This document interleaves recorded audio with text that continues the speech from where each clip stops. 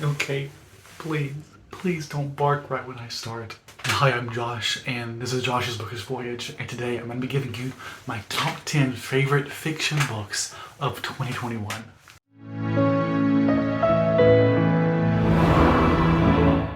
So this is my second year-end set of videos. I am excited to give you this list, more so even than last year, because last year, between my nonfiction list and my fiction list, I think there were more books on my nonfiction list that sort of trumped my fiction list.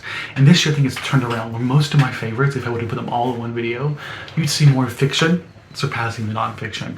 So this really is probably the closest you're going to get to my absolute favorite. If I rank them, well, it's as best as possible from number 10 to number 1, 1 being the best, 10 being the worst. And of course, there's room for my feelings to change. Also, I think it goes without saying, this is not a list of books published in 2021. It's a list of books that I read in 2021. And you can expect my nonfiction list at the end of the week, hopefully. First up, my God. First up, number 10, This Is How You Lose the Time War. And I was unsure if I should include this book in this list because I did like it. I think I gave it 4.5 to 5 stars. The problem is, though, as much as I liked it, as much as I can remember a few of the things that made me really stood out, the overall plot didn't really stick out. Like, I don't remember exactly what happens. And I think part of that is because it's not really about the plot, as the title suggests. This is about a time war. We have two fighting factions. One is trying to basically alter time to reach their idea of what a utopia is. The other is trying to counteract their changes to make their own changes to reach their own form of utopia.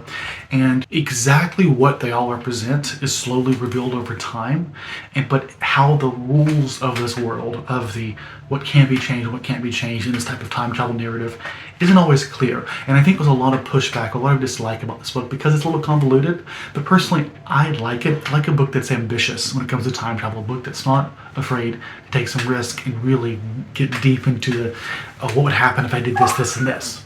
I am so sorry for the dog. I really hope y'all don't mind it. Problem fixed.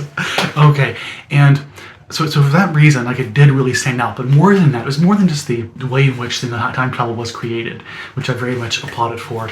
It was the underlying relationship between these two factions, because, I said it again, these two factions. Each side, they all had their own sort of people in this army, but we follow two individuals, two women, I believe, because they're identified by she, her. They seem to represent their factions. At least for our narrative, we tend to focus on their perspectives. They're like writing stories back and forth with each other. And as it happens, we see their relationship evolve in a way that I absolutely adore it. I don't want to spoil the direction it goes, but it's their interaction, their relationship that is the core of the story. And the more I talk about it, the more it's what is sticking out to me. I just know I need to reread it because I do think I really enjoy the reread. And like I said, it's not sticking as much as I would have liked it to, which is part of why I couldn't give a firm 5 instead of 4.5. So that's number 1. So that's number 10. Next up is Going to Meet the Man by James Baldwin. This is another one where I was unsure because this really deserved to be on this list because 1, it's a short story collection, and 2, I don't remember really any of the individual short stories very well. What I do remember, to quote or to paraphrase Maya Angelou, is how they made me feel. You might forget people saying what they do, but you'll never forget how they made you feel. And that's what this book did. The variety of stories, I was so impressed, especially for a book written in 1960s. I'm always expecting, I have this idea of the past and the way people think. And what I'm realizing is the way I think, the way I see the world isn't that unique. People had these ideas in the past. And it's really interesting to see those brought to life in these short stories in such a well-made way. I read this book because I have a collection, a Library of America collection of James Baldwin's first set of stories, and I figured I want to read one for I think it was Blackathon. It's just Blackathon, and I decided to use the quantum number generator to RNG which one I should read from that selection. And then I got Going to Meet the Man. And I won't lie, I was worried. The first impression you get with a book, with an author that is really important. And I really wanted to connect with James Baldwin because I know he has a lot of praise for his works and what types of ideas he explores.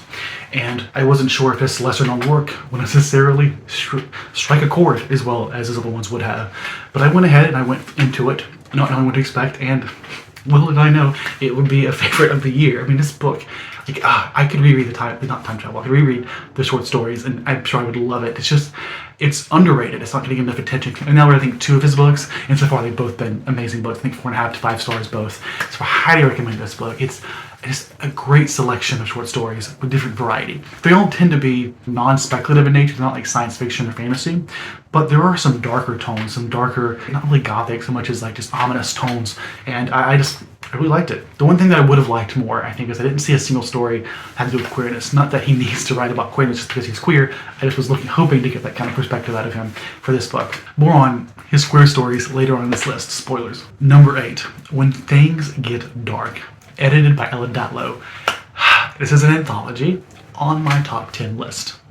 I must say, I love Ellen Datlow. She edits anthologies that almost always have some type of theme in horror. This one happens to be themed around Shirley Jackson. These stories are inspired by Shirley Jackson type narratives. And I came to this book having read both her memoirs, her autobiography by, I forget her name, was one of my favorites of last year, and also, of course, We've Always Lived in the Castle and Haunting of Hill House, and also read her short story collection. And it was very clear these stories are very much embodying her writing. I didn't always connect with every story, but what I did feel in every single narrative was this connection, this inherent relationship with Shirley Jackson herself. Like, it was a really well curated list of short stories for this theme, and the ones that hit really hard. I think the reason this stood out as a 4.5 to 5 star, probably closer to 4.5, was because of how well the highs hit and the consistency of the collection. I think if you're a fan of Shirley Jackson, absolutely check out this work. But more than that, more than just the consistency of the Shirley Jackson theme and me being a fan of Shirley Jackson and her writings, it was the fact that while I love Ellen Datlow's works, rarely do I find an anthology that has more outstanding than mediocre.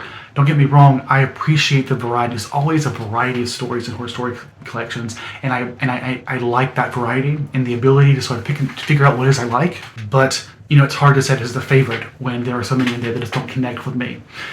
And this is one I think connected more than the rest, and not just because it being a Shirley thing, but because just more of the stories work for me. And I think if you like Shirley Jackson, like I said, check out this collection. Moving on. Number 7, The Deep by River Solomon. I know that The Deep gets a lot of praise, but not necessarily always chosen as a favorite. It always feels like a lot of people like to give it 4 stars because they don't think it works as well as some of their other works. It's not completely fleshed out.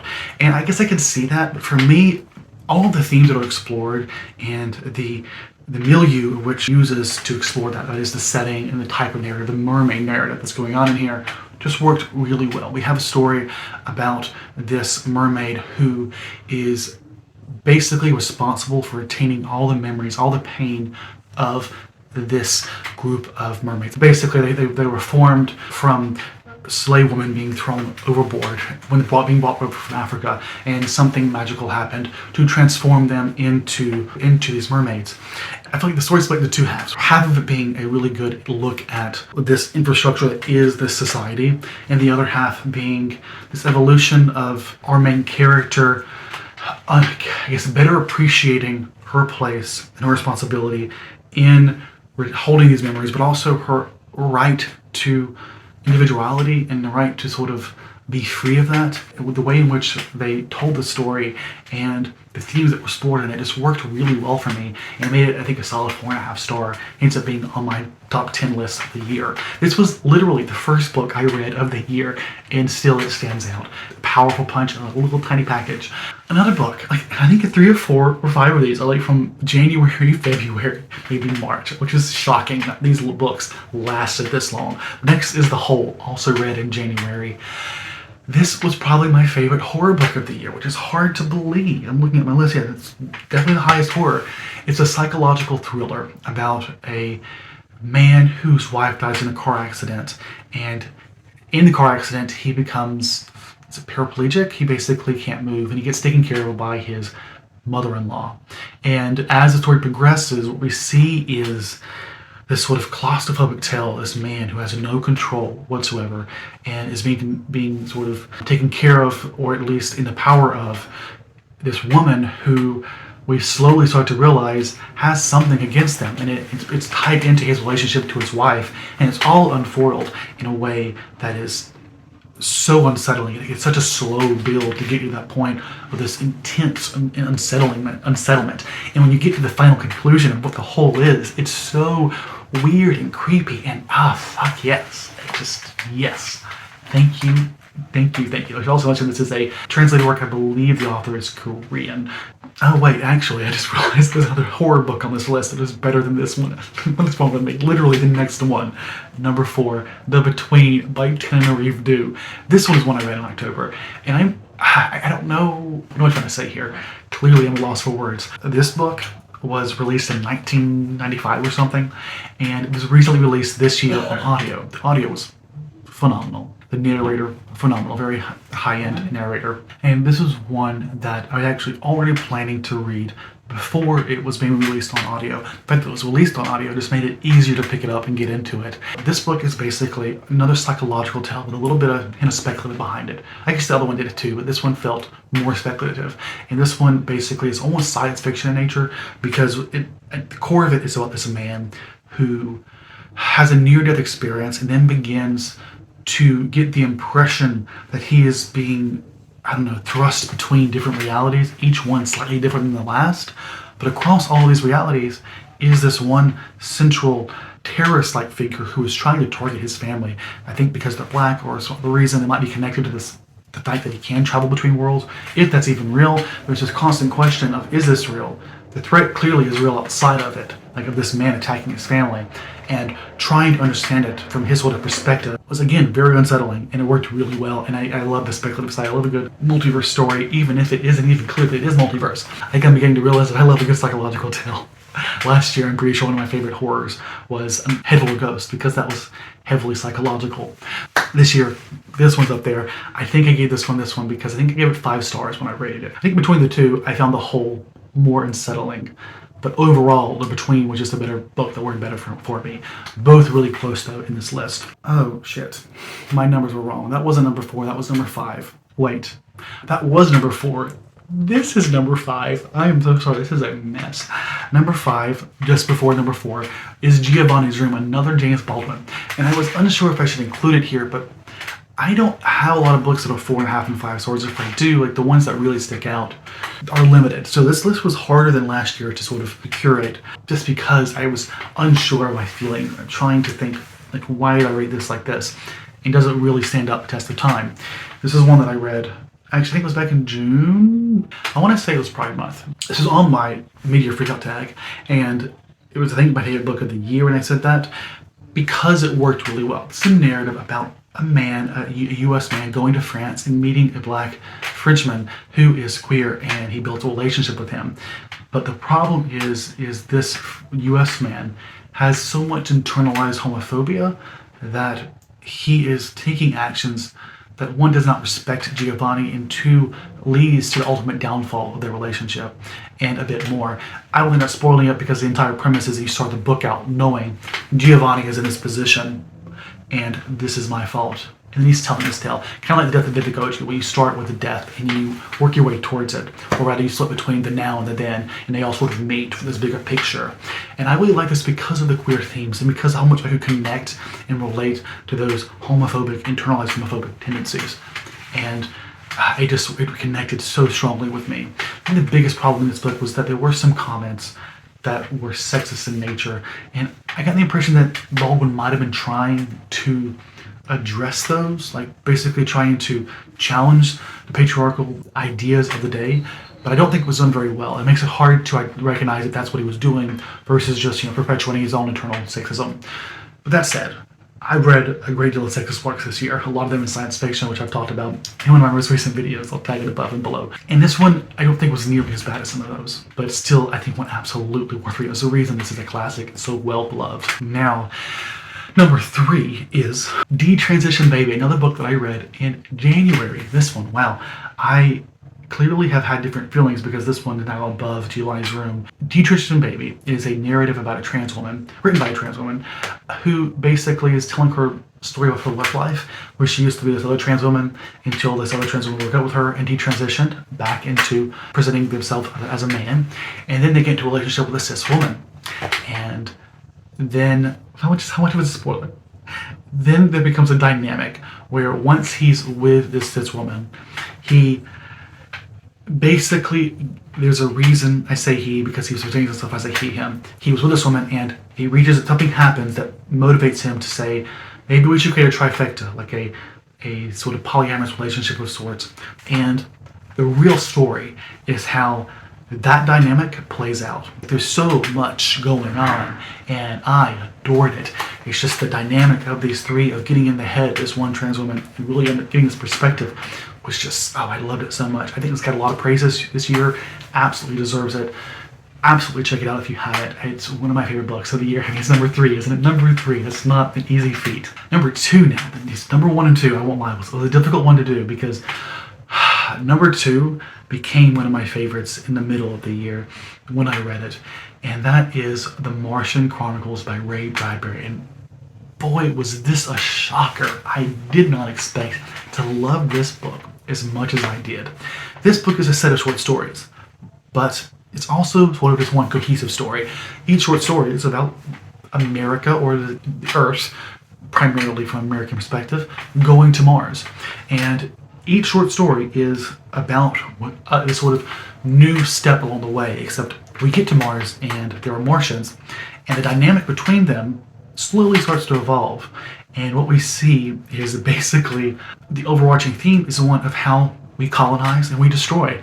And that's all I'm going to say without giving too much of the story away, but basically it's this jumping forward in time for each new story. We can see the next progression in this evolution of our migrating and traveling to Mars. It's like 50 or 60 or 70 years old, and it still worked so well. I love space, and I love a good speculative planetary science story. The Martian science is all wrong. Mars is not habitable at all, but that's okay. I mean, it's speculative for a reason, and I found the ideas that are explored and the themes of colonization and other things like that were really well done. On top of that, the narrator, Scott Brick, one of my favorites, hard not to love. The fact that I didn't reread this year was, I think, a miracle, because it has never left my mind. And should it be number 1 in half a year? Maybe, because the first book that I chose ended up being a book that I read in December, which may have been a bad idea, but it's hard not to. Number 1 of the year might just be my favorite book by this author, and previously speaking, this author had number 1 spot in my all-time favorite book of all time, and that is Octavia Butler's Parable of the Talents, Book 2 in the Earth-Sea duology. My relationship with Octavia Butler, so much to unpack there. I think if you watch my channel, you know I adore her, one of my favorite authors, probably up there with Sean McGuire. The two go hand in hand, even though they're very different authors. Both of them are absolute favorites. I read Kindred in 2015. It was a time when it was the first time that I ever thought to myself, I need to be reading deliberately. It was when I realized, hey, Josh, you read like 80 or 90% men, and the 10% you don't read is just she who must not be named. So I made a deliberate effort to spend a year. At the time I was reading like 10 or 15 books, but still a year, reading just female authors. And that was when I finally got authors that I really always wanted to get to, but kept postponing for whatever reason. I was intimidated by the idea that from Kindred to Maya Angelou's I Know Why the Caged Bird Sings. Not long after reading Kindred, though, back in 2015, I tried reading Parable of the Sower, book 1 of this duology, and it just wasn't the same. I was not in the right headspace. I did not appreciate it for what it was, because it was just so much slower. There was a different thing to get out of it. It was a different type of narrative, and I just couldn't get into it. Fast forward to back in 2020, I think, I finally reread Parable of the Sower, and dear God, it became a 5-star. I absolutely loved it, because I can now appreciate that slower build, that character focus, and that sort of ideological narrative that we're trying to study and understand. Earthseed, to make a long story longer, is about this world that is not unlike our own. It is, I am serious when I say this, it is the most eerie and unsettling thing because it's so goddamn prescient. It feels just like today almost. It's this dystopian world that is, like I said, just like today. And it was made like back in the 1990s about a world where climate change is getting progressively worse. This is in a far future that is 2015 when she wrote the book. And it's this world where climate change is getting progressively worse. Far-right candidates are in office. Literally, one of the far-right candidates says, "Let's make America great again." That's literally one of the quotes in the book, 2 decades, or 2.5 decades before the actual guy said it. And it made it just work really well. And then the fundamental idea focuses on this one woman who starts this community called Earthseed. The idea being God as change. Everything you touch, you change. Everything you change changes you. God is change. Change is inevitable, something like that. And that basic underlying ideology, hits to my core. I absolutely adore it so much. What am I trying to say? And then we get to this book. It's basically from the perspective of her daughter. The difference is that this daughter is telling this tale of her mother from her mother's journals, as well as excerpts from Earthseed. But more than that, it also takes excerpts from other members of Earthseed or connected to our main character. And so it's a different way of looking at it because, first off, her daughter is not very receptive to the ideas of Earthseed. She's very critical of it. And the other perspectives we get are also critical of Earthseed. We get this clash between Earthseed and the far right, the Christian right. What that means is we're in this future where basically we're getting a better idea of the political atmosphere that is this world in the second book, while also getting the ideas of Earthseed fundamentally challenged. And I absolutely adored the further exploration of this literally not far future than now, that is so fucking creepy how close it is to actually being reality with our Donald Trump candidate, to just the challenging these ideas and that sort of new way of looking at it. And it just worked so well. The ideas, the way in which we thought about the ideas was just fundamentally different. And the way of telling the story, well, it made it feel, it was different and it was unique in itself, but it also made it feel as though it had the closest connection to its predecessor than I think any other book that I've read by Octavia Butler when it comes to a series. I always feel like they're more independent, even though they do connect. And this one, these two felt the most intertwined, even if they are independent. And part of that was just the way in which she told the story, and yet how it was so the same, yet so different. And the ideas being the same, but the way we look at them being so different. And boy, so good. Like, seriously, I think it might be my favorite new Octavia Butler book, which may mean it may be up there, my best book of all time. I'm not quite sure. As I said in a previous video, I'm not sure which one at this point. I need to reread it, and I plan on doing that next year, or this year, 2022, to really get a feel of, is this book as great as I remembered it the first time? And I think it will be. I am so excited to reread this book, and without doubt, read Earthseed and read Parallel Talents after you do that. The duology is fantastic. It was intended to be longer, but Octavia Butler went in a writing slump before she had writer's block before she could finish it, and then she died too early. It means it never happened. But the beauty of these books is they're so standalone, it always feels complete, even though there's always more that could be told. And that is what makes Octavia Butler so fantastic. She can have each book feels so cohesive, yet leave us wanting for more every single time. And that's it. Those are my favorite fiction books of 2021. I hope you enjoyed this list. Let me know if you read any of these or if you will be reading them. I really, really wish you would read some of these. Honestly, all of them, they're all so good. But more than anything, thank you so much for watching and for just giving me your time. And if you made it to the end, why don't you give me, a seed or a plant of some sort to indicate Earthseed from Octavia Butler. And as always, everyone have a great day, stay safe, and I'll see you next time on Josh's Bookish Voyage.